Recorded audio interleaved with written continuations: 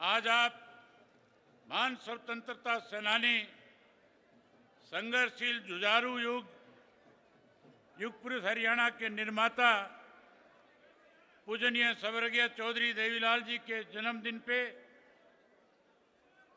आज रोहतक पहुंचे सभी भाइयों का, बहनों का, बुजुर्गों का, माताओं का मैं हार्दिक स्वागत करता हूं, अभिनंदन करता हूं। पूजनीय स्वर्गीय चौधरी देवीलाल जी की कर्म सतली रोहतक की इस पवित्र माटी को नमन करता हूं।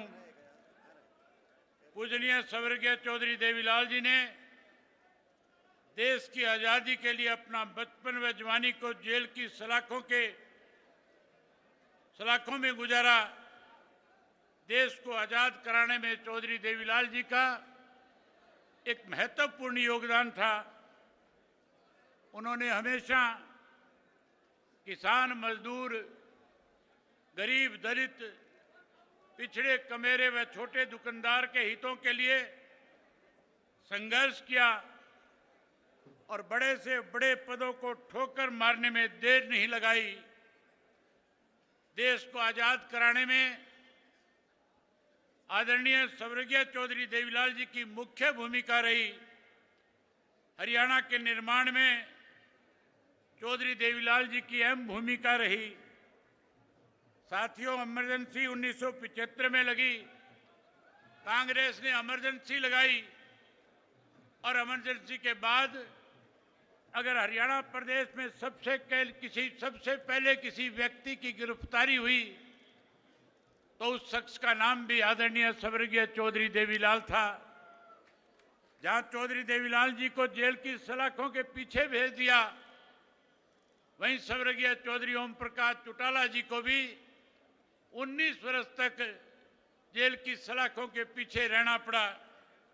19 महीने के बाद जब जेल से बाहर आए तो बाहर आने के बाद जब चुनाव हुआ तो न केवल देश से कांग्रेस पार्टी को जाना पड़ा, बल्कि चौधरी देवीलाल के नेतृत्व में हरियाणा में लड़ाई लड़ करके कांग्रेस पार्टी को सत्ता से दूर करने का काम किया। साथियों, मुझे अच्छी तरह से याद है, सन 1985 का वक्त था। पंजाब में उग्रवाद चरम सीमा पे था और पंजाब के उस उग्रवाद को कैसे खत्म किया जाए, उसके लिए देश के प्रधानमंत्री स्वर्गीय राजीव गांधी ने एक समझौता पंजाब के लोगों के साथ किया, जिसका नाम राजीव लोंगोवाल समझौता रखा गया। हमें उस समझौते से कोई परेशानी नहीं थी, लेकिन उसकी 2 धाराएं थी, धारा 7 और 9। जिन धारा 7 और 9 के तहत हरियाणा प्रदेश के साथ भेदभाव किया जा रहा था। हरियाणा प्रदेश में उस वक्त कांग्रेस की तरफ से मुख्यमंत्री के पद पे चौधरी भजनलाल आसीन थे, बैठे थे। जब समझौता हो रहा था तो दिल्ली में राजीव गांधी के दफ्तर के अंदर राजीव गांधी और लोंगोवाल, संत लोंगोवाल दोनों बैठ करके हरियाणा के भविष्य के, हरियाणा के साथ कुठाराघात कर रहे थे। कहीं जो चंडीगढ़ शाह कमीशन की रिपोर्ट के अनुसार हमारा हरियाणा का था, उस चंडीगढ़ को पंजाब को दे दिया गया था। उसी समझौते के तहत हमारा यमुना का पानी कम कर दिया गया था। चौधरी देवीलाल ने जब उस समझौते को पढ़ा, उसी दिन उन्होंने ऐलान कर दिया कि मैं भी चाहता हूं पंजाब के अंदर शांति हो, उग्रवाद खत्म हो, लेकिन कोई हरियाणा के साथ भेदभाव करे, हरियाणा के हकों पे कोई कुठाराघात करे, डाका डाले, मैं कतई बर्दाश्त नहीं करूंगा। और उसी दिन ऐलान कर दिया कि हम इस समझौते को नामंजूर करते हैं। अगर सरकार ने समझौता थोपने की कोशिश करी तो फिर हम हरियाणा के लोगों के बीच में जाएंगे और एक ऐसा आंदोलन खड़ा कर देंगे कि उसके बाद हरियाणा के लोग न केवल इस समझौते को रद्द करने में अपनी एडी चोटी का जोर लगाएंगे, बल्कि हम कांग्रेस पार्टी को हरियाणा प्रदेश से सुपड़ा साफ करके सत्ता से बाहर करने का काम करेंगे। साथियों, आपको याद होगा स्वर्गीय चौधरी देवीलाल जी ने आप लोगों को अपने साथ लेकर के एक न्याय युद्ध शुरू किया था।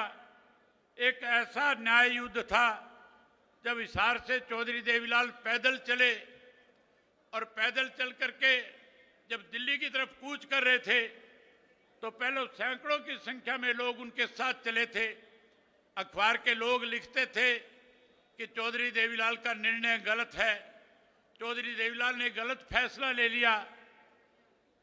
शायद प्रदेश के लोग चौधरी देवीलाल का इस मामले में साथ ना निभाएं, लेकिन साथियों, दिल्ली पहुंचते पहुंचते जो सैकड़ों की संख्या में चले हुए साथी थे वो लाखों की संख्या में तब्दील हो गए थे और लाखों की संख्या में दिल्ली के बोट क्लब पे जाके चौधरी देवीलाल ने कहा या तो राजीव लोंगोवाल समझौता वापस ले लिया जाए, अन्यथा इन महलों में बैठे हुए जो लोग हैं जो देश के ऊपर इस तरह की चीजें थोपने का काम करते हैं, हम आने वाले वक्त में उन्हें यहाँ से उखाड़ फेंकने का काम करेंगे और हरियाणा प्रदेश के साथ किए गए विश्वासघात को खत्म करके हरियाणा प्रदेश के लोगों के साथ न्याय करने का काम करेंगे।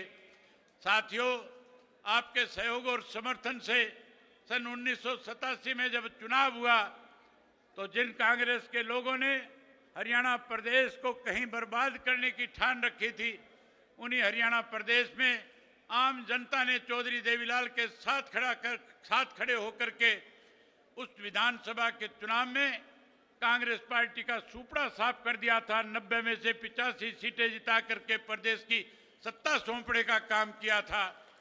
आज फिर उसी तरह का वक्त चल रहा है। आज देश के अंदर जो भारतीय जनता पार्टी की सरकार है, मनमाने ढंग से लोगों के ऊपर अपनी मनमर्जी के कानून थोपने का काम करती है। आपने पिछले दिनों अखबार में पढ़ा होगा कैसे राजनीतिक लोगों को दबाया और कुचला जाए, इसके लिए देश के प्रधानमंत्री ने देश के गृह मंत्री से कहा कि एक बिल लेकर के आओ, ऐसा बिल लेकर के आओ कि जब हम चाहे विपक्ष के किसी भी व्यक्ति को जो सरकार के खिलाफ कहीं अपनी आवाज बुलंद करता है, जो कहीं सरकार को चैलेंज करने का काम करता है, कैसे उसको राजनीतिक रूप से खत्म किया जाए। इसके लिए साथियों, लोकसभा में एक बिल लाया गया था। आपने पढ़ा होगा, उस बिल में लिखा था कि जिस किसी राजनेता को 1 महीने कैद हो जाएगी, जो कोई 1 महीने तक किसी जुर्म के तहत कैद में चला जाएगा, ना वो मुख्यमंत्री रहेगा, ना वो मेंबर पार्लियामेंट रहेगा, ना वो विधायक और मुख्यमंत्री रह पाएगा। साथियों, इस तरह के बिल थोप करके कहीं देश के प्रजातंत्र को खत्म करने की एक साजिश भारतीय जनता पार्टी रचने का काम कर रही है। उन्हीं के पद चिन्हों पे हरियाणा प्रदेश की सरकार चल रही है। आज हरियाणा प्रदेश के अंदर मैं पिछले 2 साल से लगातार लोगों के बीच में जा रहा हूं। मैंने साथियों जो पैदल यात्रा करी थी, 4200 किलोमीटर का पैदल सफर जब तय किया था, 2000 से ज्यादा गांव, शहर और कस्बों में गया था। लोग मुझे बता रहे थे कि किस तरह से भाजपा और जेजेपी की सरकार ने हरियाणा प्रदेश के लोगों के साथ मन चाहे तरीके से लूटने का काम किया है। उन 5 वर्षों में उन दोनों पार्टियों के लोगों ने मिलकर के हरियाणा प्रदेश के अंदर अनेक बड़े बड़े घोटाले किए थे, घपले किए थे। अगर मैं सबका जिक्र करूंगा बहुत लंबा समय लग जाएगा। आप बहुत देर से बैठे हैं, आपने भी घरों को जाना है। मैं साथियों आपका ज्यादा समय न लेकर के 2-4 बातें आपके बीच में ऐसी करनी चाहूंगा कि किस तरह से हरियाणा प्रदेश के अंदर भारतीय जनता पार्टी को 2019 में सत्ता में कौन लेकर के आया, कैसे दोबारा सत्ता में आई थी। लोगों का तो फैसला था, लोगों ने तो मन बना रखा था कि हम भारतीय जनता पार्टी को सत्ता से बाहर करेंगे। 90 में से 40 सीट पे रोक दिया था, 50 विपक्ष के जीत करके आए थे, जबकि सरकार विपक्ष की बननी चाहिए थी। लेकिन साथियों 10 ऐसे लोग जीत करके आगे जो कहीं चौधरी देवीलाल के नाम की माला जपा करते थे, जो कहीं कहते थे कि हम चौधरी देवीलाल की नीतियों को लागू करेंगे, जो कहते थे 75 पार का नारा देने वाली बीजेपी को हम जमुना पार कर देंगे। लेकिन साथियों ऐसे स्वार्थी लोग थे जिन्होंने न केवल अपने स्वार्थ को पूरा करने के लिए आप लोगों के साथ विश्वासघात करने का काम किया, बल्कि 5 वर्ष भारतीय जनता पार्टी के साथ मिलकर के प्रदेश को लूटते रहे।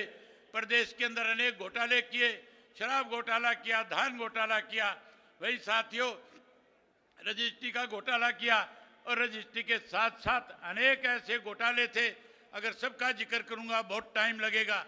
आपने सत्ता से बाहर कर दिया, 40 पे रोक दिया, उन 10 ने भाजपा की सरकार बना दी।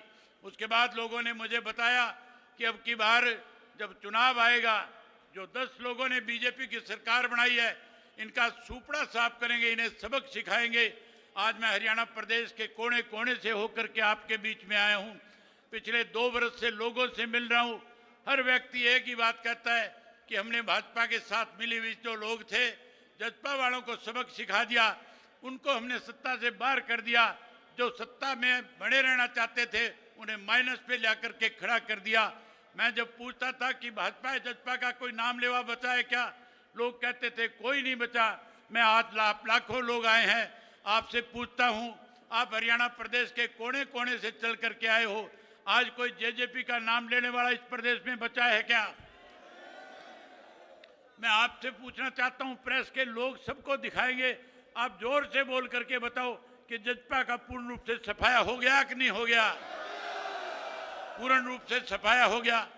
जहां जजपा का सफाया आप लोगों ने कर दिया, वहीं साथियों अब ये जो तीसरी बार की सरकार बनी है, इसके लिए कोई और जिम्मेवार नहीं है। इस तीसरी बार को बनाने में मुझे पूरे प्रदेश के लोगों ने बताया कि ये बाप बेटा दोनों ने जहां भाजपा की तीसरी बार सरकार बनाई है, वहीं हरियाणा प्रदेश का नाश कर दिया।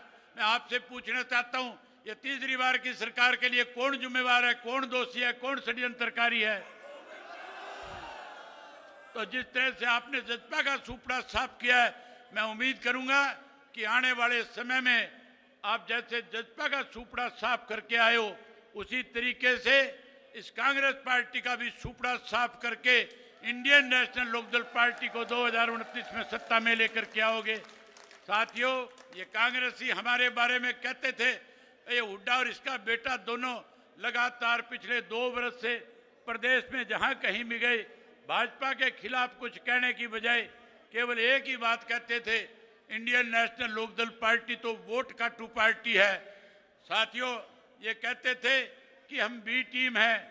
मैं आज आपसे पूछना चाहता हूं, हरियाणा प्रदेश में कौन सी पार्टी ऐसी है जो भाजपा के बी टीम के रूप में काम कर रही है? कांग्रेस पार्टी बी टीम के रूप में काम कर रही है। जहां ये हमें वोट काटू कहते थे, मैं आज उन कांग्रेसियों को खुले तौर से कहता हूं, हम वोट काटने वाले नहीं, हम तो रांद काटने वाले हैं। आने वाले 2029 में जब चुनाव होगा, तो जहां भाजपा को सत्ता से बाहर करेंगे, वहीं इस कांग्रेस पार्टी की भी रांद काटने का काम करेंगे। साथियों, मैंने चेतना यात्रा में चौधरी देवीलाल जी के साथ बहुत काम किया था। मैंने चौधरी देवीलाल जी से बहुत कुछ सीखा था। चौधरी देवीलाल किस तरह से गांव-गांव में जाते थे, लोगों के बीच में बैठ करके उनसे पूछते थे कि कांग्रेस का राज अच्छा था या उस वक्त में जनता दल का राज था। उसके बारे में लोग कहते थे कि चौधरी देवीलाल ने जो राज बनाया था, चौधरी देवीलाल जिसमें उप प्रधानमंत्री थे, हमें उस वक्त बहुत सारी सुविधाएं मिली थी। खुल के कह रहे थे कि अगर आज पेंशन पूरे देश में किसी व्यक्ति की वजह से मिलती है तो उस शख्स का नाम चौधरी देवीलाल था। आज 100 रुपये वाली पेंशन 3000 के रूप में प्रदेश के लोगों को मिल रही है। साथियों, 2029 में अपनी सरकार बना लेना, इसी चौधरी देवीलाल की बनाई हुई पेंशन को 2 गुना के रूप में करके हरियाणा प्रदेश के बुजुर्गों का मान सम्मान बढ़ाने का काम करेंगे। बहन के कविता कह रही थी कि मैं चाहती हूं कि तेलंगाना की तर्ज के ऊपर हरियाणा प्रदेश के किसान की बिजली के बिल माफ होने चाहिए। मैं भरी सभा में आपसे वायदा कहता हूं, न केवल किसान के खेत के बिजली का बिल माफ करेंगे, बल्कि हरियाणा प्रदेश के हर बिजली के उपभोक्ता को मुफ्त में बिजली देने का काम करेंगे। साथियों, जब आप इंडियन नेशनल लोकदल पार्टी की सरकार बना दोगे, हम 3 चीजों का सफाया करेंगे। ये हमारी सोच है। हम चौधरी देवीलाल की नीतियों को जहां आगे बढ़ाएंगे, जहां हरियाणा प्रदेश के लोगों को सुख सुविधाएं प्रदान करेंगे, वहीं हम पहली कलम से पहले 3 फैसले लेने का काम करेंगे। हम सबसे पहले हरियाणा प्रदेश की बेरोजगारी को खत्म करके अपने युवाओं को रोजगार देने का काम करेंगे। जहां हम अपने युवाओं को रोजगार देंगे, वहीं उसके साथ साथ साथियों, जो आज भ्रष्टाचार चरम सीमा पे है, इसे जड़ मूल से खत्म करने का काम करेंगे।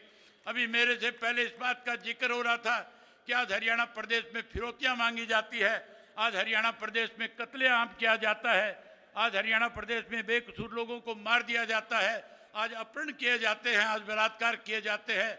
मैं आपसे वायदा करता हूं, जिस दिन इंडियन नेशनल लोकदल पार्टी की सरकार प्रदेश में बड़ी, मैं इन बदमाश और गुंडों को हरियाणा प्रदेश से न केवल बाहर करने का काम करूंगा, बल्कि जिन लोगों ने इनको पनाही दी थी, जिन लोगों ने इन्हें खड़ा किया था, उन लोगों को भी जेल की सलाखों के पीछे भेजने का काम करेंगे।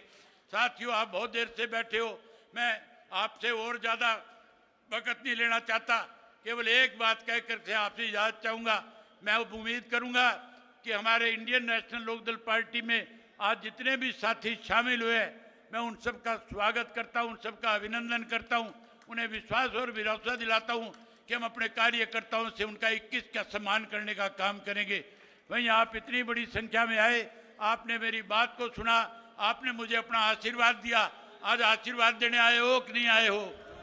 जहाँ आपने आशीर्वाद दिया, मैं उस सब के लिए आपका बहुत आभारी हूँ। आपने मेरी बात सुनी, आप सबका बहुत धन्यवाद। जय हिंद, जय हरियाणा।